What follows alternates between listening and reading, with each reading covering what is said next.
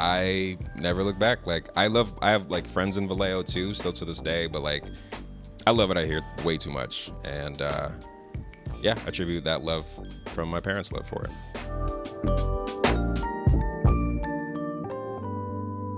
That was comedian Mike Evans Jr. I'm Jeff, and this is Storied San Francisco. Mike is a funny guy. In this podcast, he tells the story of his life, starting with his parents, both of whom were born and raised in the city. Mike and his sisters grew up in Diamond Heights, but the family moved to Vallejo when he was young. Mike ended up at Leadership High School, and by that time, was playing sports and doing a lot of performing, all of which he discusses in the podcast. Here's Mike. All my grandparents, actually, they're from the South. So they're from the South and came out to San Francisco. I'm not specifically sure why, other than to one day create me. But yes, that was the intent. Do you know where in the South? Yeah, so my grandma on my mom's side is from Baton Rouge, Louisiana. Yeah. And my grandma on my dad's side is from, actually, she was born in Barbados and then moved to San Francisco. I know nothing really about the Barbados side of it, and I wish I did. I wish I knew more about it. Like, you got time to learn that. Right? Yeah, and to maybe go there. Yeah, every time I tell somebody, they're like, "Oh, Rihanna." I'm like, "Yes, that could be a cousin or somebody. Sure. You know, it's possible." But yeah, and then my dad's dad is from Texas, and I feel like a lot of Black people who live in and around the Bay Area, we all have family from the South, and specifically Texas. Texas always comes up in like a lot of conversations I have with people. I agree with you 100%, and that rings kind of true for me. I'm from Texas as well, and I migrated, but it's a totally different story. Yeah. Do you know where in Texas? I'm always curious about that. No. Okay, it's I'm gonna guess like east. I'm gonna guess like not. Well, anyway, I get real specific, but this isn't Storied Texas. This is Storied San Francisco. Oh, really? So, you said you aren't quite sure, other than eventually creating you and putting you on this earth. What brought some of your grandparents? But both sets of grandparents came to San Francisco. Yeah, both sets of grandparents came to San Francisco and moved to the Fillmore district and raised my parents. And I would say like most of my love for San Francisco comes from my parents' love for San Francisco. Really, it's like they love it a lot. Let's hear their story then. Yeah, they're both raised in the Fillmore. My dad was raised pretty much on I want to say Fell Street. Okay. But yeah, pretty much my dad was raised in the Fillmore. My mom was raised like in the Haight area, and it's just like really cool. Like probably two of the coolest neighborhoods in the city to meet each other, and especially in the day, just from what I hear. Yeah, I mean, especially back in the day, like literally, like Fillmore Street was. You know, my dad's a huge music fan, huge jazz fan, and so they have all these stories about like different clubs back in the day. I used to get my hair cut at the New Chicago Barbershop, which is on DeViz. Yeah, well on no, actually that's the newest one. Oh, right. There was one on Fillmore. Pretty close to Geary. Yes. And it closed down recently, but I got my haircut there as a kid, and my dad got his haircut there when he was a kid. And unfortunately, it closed down, but there used to be like all these pictures of like all these like famous Black people getting their haircut there, and like from like Willie Brown to like Barry Brown doesn't have hair. Well, like different Someone athletes. had to shave that. Yeah, somebody. That shit is very clean. It's like sparkly. Maybe a couple times a day. Yeah, a couple times. After lunch, all right, bring in the wax. No, but yeah, no, it was a classic spot, and yeah, my parents loved the city. My dad went to Polytechnic High School, and that school, it used to be across the street from Kezar Stadium, and now they're like, you know, new housing departments, and I think the gym itself is still there. Like if you look at like the housing apartments right across the street from Kezar, it's like exercise facility, random buildings, housing buildings, and then another like old looking building, and it's like, if you look at it, you're like, this definitely used to be a high school, you know? Totally. I think one of them is like I don't know if it's a school for it or if it's just like something, but it's like trapeze arts. Wow. Yeah, like they do. Like you can go do circus shit there. Oh, that's great. I did not know that at all. And again, I don't know if it's like a school or if it's just like, yay, let's just go hang out. Just go, Just casual. probably pay a lot of money and do some. Definitely. I'd rather watch. But anyway, but I know what you mean. Those buildings, I see them all the time, and I'm like, that's used to be a school. Yeah. And that school's got a lot of history. Definitely. It's another thing that keeps coming up on our podcast. A lot of folks, especially who grew up in the Fillmore and the Haight and ended up going to Cal Poly, or not to Cal Poly, excuse me, but to Poly High School. Yeah. Do you know anything more about just your parents growing up? Do you know about your mom's young age? Yeah, my mom went to Washington High, okay, and she had a really good time there. They both kind of grew up like pretty like poor, pretty much in the Fillmore. They both had a lot of siblings, and so kind of had to like grow up pretty quickly. My parents, they both went to college, but my mom finished college because my dad helped her financially. He was just like, I'm going to pay for you to finish school. And it was like one of the most romantic things I've ever heard in my entire life because awesome. like I couldn't do that for anybody. Yeah. At what I think he was like 20, maybe 24 when he did that for my mom, which is like insane. I'm like, what am I doing financially where I can't afford my own school, let alone somebody else's? But do you know how they met? I think they were just like friends of friends. Schools. Okay, yeah, friends of friends. They used to bump into each other at the same like candy store all the time. It sounds like a like a classic movie, but I know it sounds like it's from like the 1700s. Yeah, more like the store. Remember those 1970s or 80s or so that they met. Probably. They got married in like 44 years ago. I just know the number. I don't know the year, but they that's late 70s. Yeah, in the 70s, definitely. Okay. Yeah, pretty much right after they graduated high school, and so yeah. Wow, and where did they go to college? My mom went to Lone Mountain, and my dad went to City College for a little bit. But Lone Mountain is now USF, and it was like an all-girls school at the time. Yep. And it was pretty dope. I live right over there, and in fact, when people ask me, like, what neighborhood I live in, sometimes I'll say it depends on the person, but I'll say Lone Mountain. Lone Mountain. Yeah. And some people get it, and I'm like, well, it's right there. That's the mountain by itself. It's definitely mountain. Yeah. But okay, cool. And so they met, and it sounds like they went to college. And when did they got married after that, or? Yeah. Sorry, that's a big assumption that they're married. Yeah. Oh yeah. By the way, definitely are. Yeah. Married together for about 44 years. Yeah, which is insane to think about. Like, honestly, like divorce rates, and of course, in the United States specifically, like. I definitely didn't realize how lucky I was to have parents that were still together until like maybe high school, and I was like, "Oh shit, this is very uncommon." Honestly, like. But you didn't notice that it was weird because it's just your reality, right? Yeah, exactly. You told me your age, and now you told me how long your parents have been. They were together for a while. Do you have siblings? I do. Okay. Yes. I have two older siblings. So they got married and then had some kids. Yeah. Sorry. Definitely. Yeah. Sorry, go ahead. They got married, then had some kids. They had my oldest sister, Shannon, and middle sister, Andrea, and then me.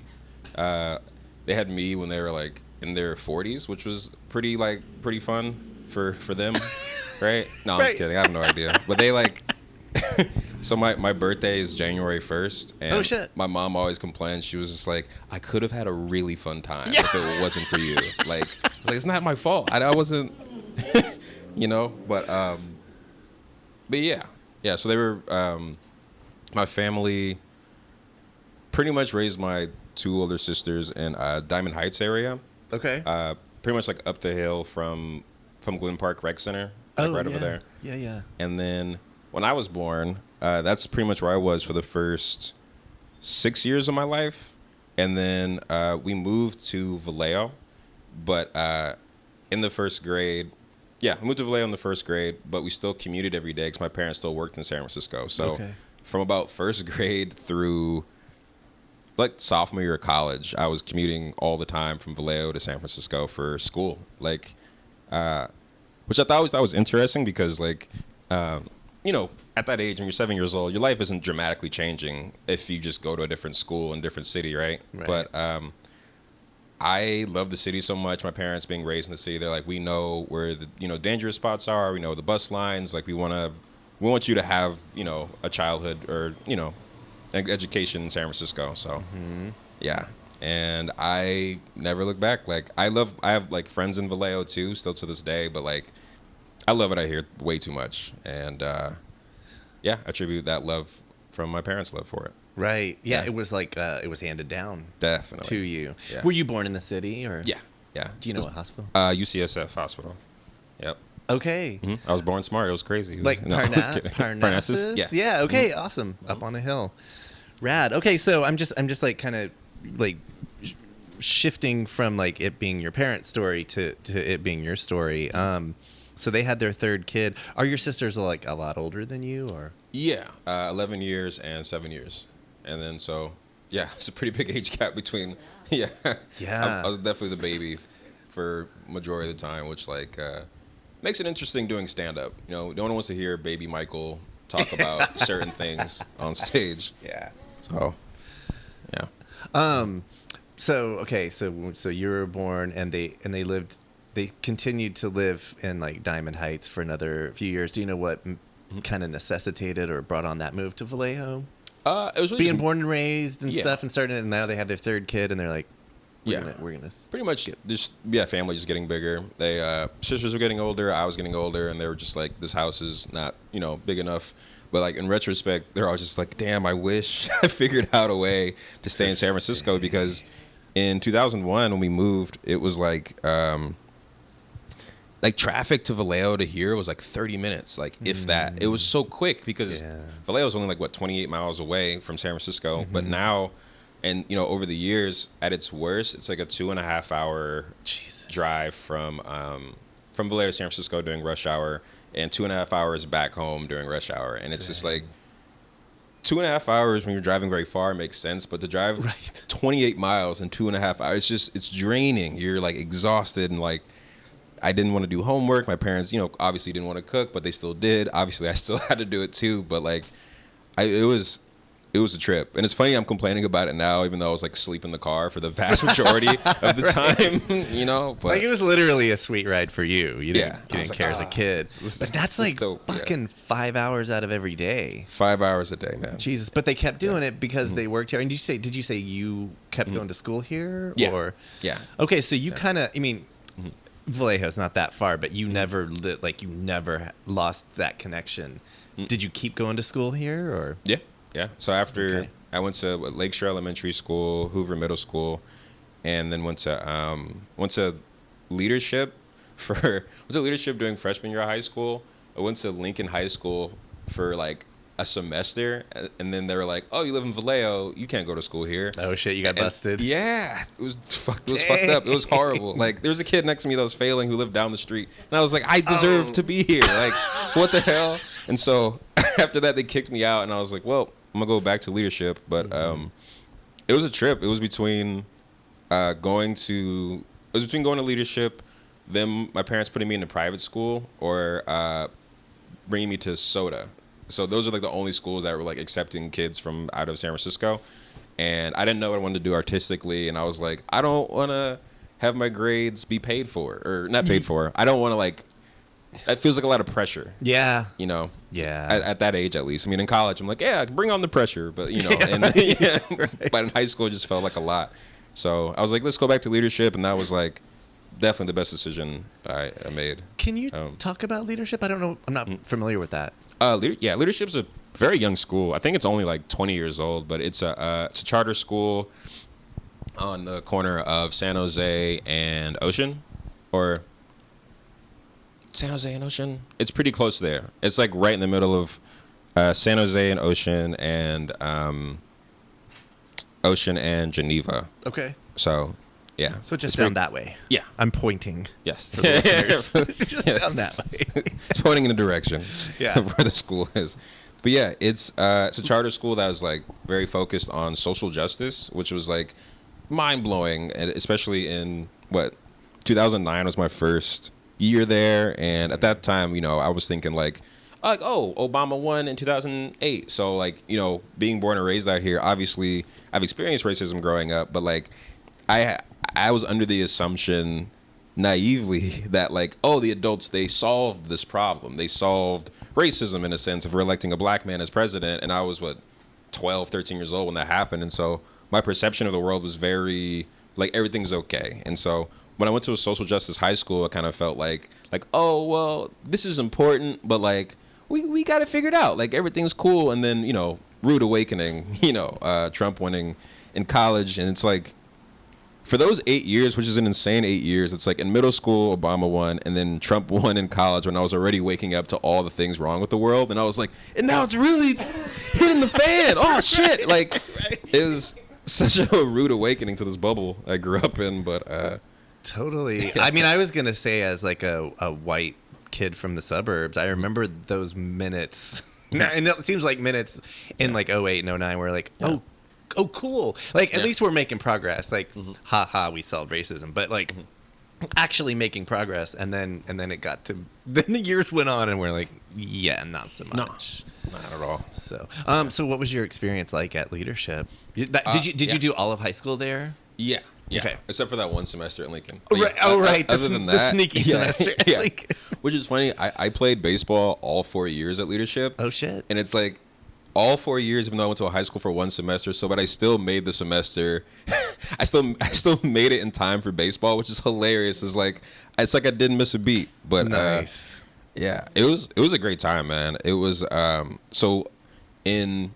I went to Lakeshore and Hoover, most of the student population was mostly like white and Asian kids, and then when I went to leadership, it was mostly black and brown kids, and so it definitely changed a lot of my perspective on things, but also like it was I'm happy I went through that because growing up around mostly like white and Asian kids, it's like you grow up and you kind of end up talking like who you're around, and I was always kind of bullied for talking properly. They either bullied through my peers or even like teachers would say some shit of like, oh, you talk so well, you speak so well, and that always made me feel weird because I was just like, I know you're saying I speak well, which is you're saying that because of this, that wasn't your expectation when you saw me. And so when I went to leadership, it's funny because I didn't use that much slang. A lot of the kids would just be like, oh, you're white, you're whitewashed, or like stuff like that. And it's just like this weird identity crisis that I went through of just like, well, how the fuck am I supposed to talk, right? Yeah. And so, over time, and it was easy to get over with like, honestly, with humor. Yeah. And with just like understanding that like, there's no such thing as like talking the right way. Right. You're just raised the way you are, and it's like to either be a stereotype or whitewash, well, that puts black people in a weird middle ground of just like, oh, I can't just be human, I have to be a stereotype, right? And so going through that at the young age was cool because I feel like a lot of people don't get to experience that part until they're much older, and it comes out in very different ways. But those are straight up microaggressions. Oh yeah, but and they come from both sides. Yeah, like you're saying. Exactly. Like on both sides, they both realize like, oh, it's just a fucking person. Like right. So, but and like speaking well ended up being the thing that I enjoyed the most. Hence, doing stand up comedy, and I ended up being the speech and debate team at SF State, which was really great. Oh shit! It was a lot of fun. You went to State. Yes. I feel like State should be sponsoring our show. Everyone went to I went there. Everyone. Yeah. It's like Larry went there. Yeah, he did. Yeah, he did. Okay, wait. I have to go back real fast because I love baseball, and you said you played 4 years. What position or positions? Center field, shortstop. You're fast. Yes. Okay, I got it. Shortstop, and I pitched a couple times, but I had a crush on this girl in 8th grade who was like obsessed with the Giants, and she was obsessed with like Tim Lincecum specifically. Oh yeah. And I was like, you know what? I can play baseball. I can do this. And like, it's funny. She even like. That crush convinced me to read a book. And I remember I made a bet with this other guy that I could read her favorite book quicker than he could. And it was just like the fastest I've ever read a book in my life. Like, it was ridiculous. But same thing with baseball. I was like, let me try this. And then over time, I was like, this is the sport I can play. No disrespect to anybody playing baseball, but I was like, this is a sport I can play where I could just kind of chill, right? I can just, like, I'm just hanging out. I was so terrible at basketball when it came to, like, okay, basketball and football, I love those sports. More so basketball, but you mean playing or just you love the sports? Yeah, well, yeah, both of them, both playing and watching. But the more I got into the arts, the less I started watching sports. But but playing it just because of my height and like I have natural, athletic skills.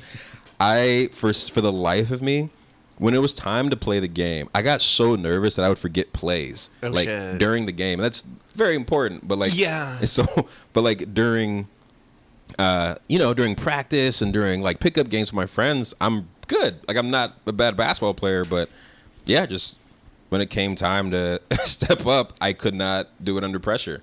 And in baseball, there is no plays. Like the ball's hit towards you, throw it to the next person there. It's pretty simple, right? There's no tricks or anything like playing with the defense. So I was like, I can do this for 4 years, and yeah, got out of class early. And how was your bat? It was good. I hit one home run.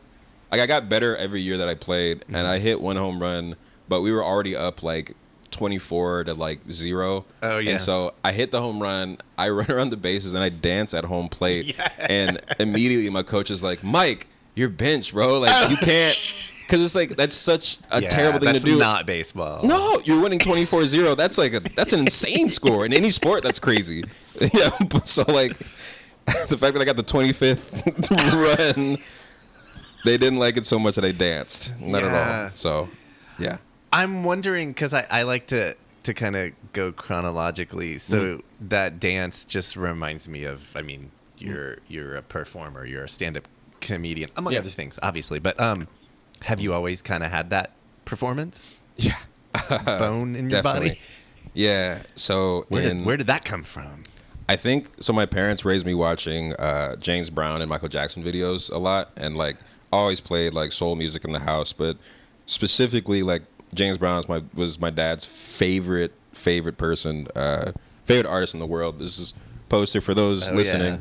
I have this poster here of James Brown performing at Boston. He saved the city. This is on April 4th, 1968, which is the day Martin Luther King was assassinated. Oh, shit, it is. And James Brown performed in Boston. Every other city across the United States was rioting besides Boston because James Brown was like, let's just have a good time and be peaceful. And, of course, we lost our dear brother, but, like, let's spread love tonight. And I got that poster from Amoebas for, like, maybe $15, and I was like, they don't know the significance of this poster because this would be a lot more. The date is money. Right there. Yeah. Damn. Mm-hmm. Okay. Yeah. So you grew up in that because your dad had that love. It was just like around you. Dad had that love for the music. So did my mom as well. My mom was a big Supremes fan, Diana Ross and the Supremes, and so in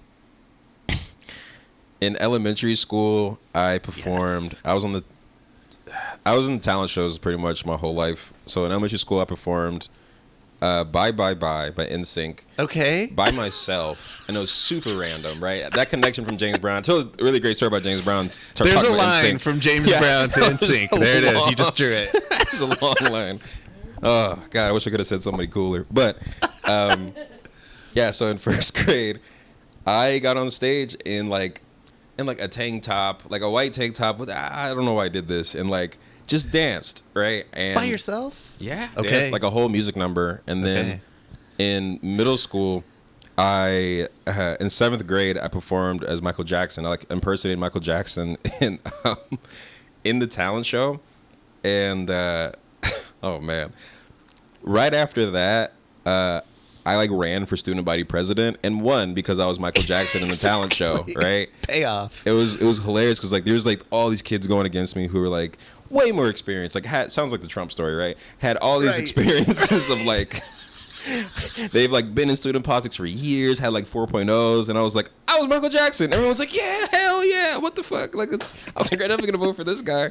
And so you did just willingly compare yourself. Yeah, I did. I would never. But it's just because of how silly it was that I won. It's how silly I felt it was that Trump won with no experience. I'm going to say the consequences were a lot. They're a lot different. I didn't burn down my middle school. Like, I didn't fucking I didn't separate people from classes and shit. Did you get impeached? No, not at all.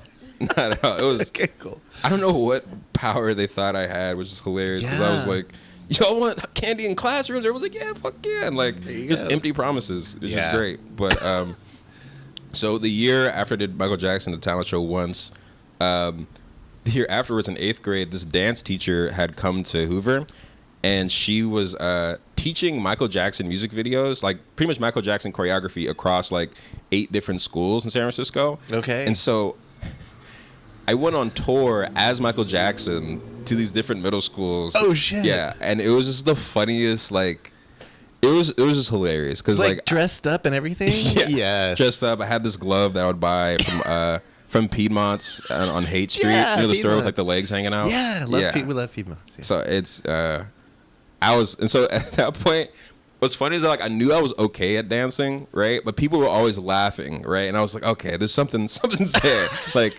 I don't know what this means. And like I tried to take one dance class with my good friends at Dance Mission on 24th Street. Oh, yeah. And I tried to step into choreography and I was like, oh, I'm horrible. This is not for me at all. And like after that I always knew that I was just like a funny guy. And so I was like, I don't know where this is gonna go. And then in high school I did do a dance number. I did a couple dance numbers. Like junior year I did an interpretive dance with my cousin who was a security guard at the time. Like he was like playing the piano, like fake playing the piano, and I was like okay, so the curtain's open and I'm laying down on the piano just like this. Oh, shit. Everybody in my class, everybody in the whole school was just laughing like so Michelle hard. Pfeiffer or yeah, something. literally like the only thing missing was like a dress, right? But it was hilarious. And so I kind of like freestyled this like interpretive like ballet thing. I like jumped into the crowd, gave like my favorite teacher a rose, went back up on stage and danced. And the very next year unfortunately we danced to Bump and Grind by R. Kelly, like me and the whole baseball team. Retrospect, horrible, right? I named R. Kelly and Michael Jackson's rough, terrible, terrible things have happened, but didn't know at the time, right? Know. So, and that made people laugh. And I remember leadership had one of these graduation requirements where we're supposed to like give a speech about what we want to do when we grow up. And I brought out a stool and a water bottle and was like, whatever I do is going to incorporate some sense of humor. Oh, shit. And so it was like stand-up comedy and like kind of made all these like comparisons from different parts of my life of like I've always made people laugh with my voice, but I also at the same time care about a lot of the world's problems. And so it was that weird in-between stage of like not sure if I want to do politics or stand-up because, you know, being able to talk well gets people a lot of places, whether or not they deserve to be there. Right. And so I was just like, you know, I want to do something with that.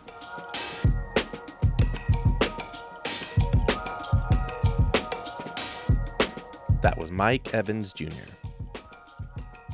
On the next episode of Storied San Francisco, Mike continues the story of his life, including how he got started doing comedy and video production. Part 2 drops Thursday. Subscribe wherever you listen to podcasts. Music for the podcast was produced, performed, and curated by Otis McDonald. Original photography is by Michelle Kilfeather. Aaron Lim of Bitch Talk Podcast is our contributing producer. And the show is produced and hosted by me, Jeff Hunt. Now in our 4th season, we have more than 160 episodes available on our website, storiedsf.com, or wherever you listen to podcasts. If you can, please rate and review our show so we can reach even more folks. We love email. Drop us a line at storiedsf@gmail.com. Thanks for listening. Stay strong, stay healthy, keep dreaming, and we'll see you next time on Storied San Francisco.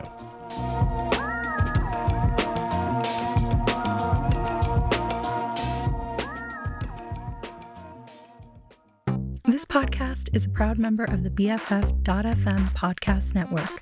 Learn more at podcasts.bff.fm. BFF.FM, best frequencies forever.